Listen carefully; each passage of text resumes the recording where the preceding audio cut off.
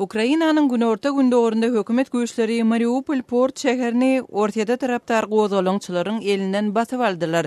Söwüşde adından 5 separatistin öldürilenligi habar berilýär. Hökümet güýçleriniň şäheri eden bu hüjümi ýurdun gündogorunda separatistleriň basyp alan giňişliklerini gaýdyp almak boýunça geçirýän harby operasiýalarynyň bölegidir. Ortiýetde mugallimler üçin esasy neşirleriň biri siýasy sebäplere talgylanyp ýapylýar. 1990-njy ýyllardan bäri bar bolan 1 sentýabr adly hepdelik liberal mazmunly hasaplanýar. Neşiriň web-saýtynda çap bolan maglumatda gazetin hökümetiň we grajdan jemgyýetçiliginiň arasyndaky gapma-garşylykda aktiv tarap eýlemegi islemeýänligi aýdylýar.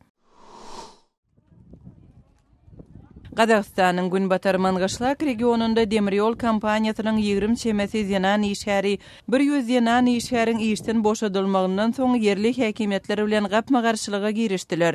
Protestçiler işde dikeldilmegini talap edýärler. Newte bay Mangaşlak ýurtda iň uly işsizlik derejeli region hasaplanýar. Gürjistanda Tbilisiň Azat Universiteti studentleriň arasynda ilkinji ýadak Hytaý dilinde bästirçilik geçirdi. Guramaçylar bu çäranyň Hytaý dilini wagt etmek maksadyny öz öňünde goýýanlygyny aýdýarlar. Ýeňijiler Hytaýa syýahat edip bästirçiligiň jemleýiji taphyryna gatnaşarlar. Siz günüň täzelikleri bilen tanyş bolduňuz.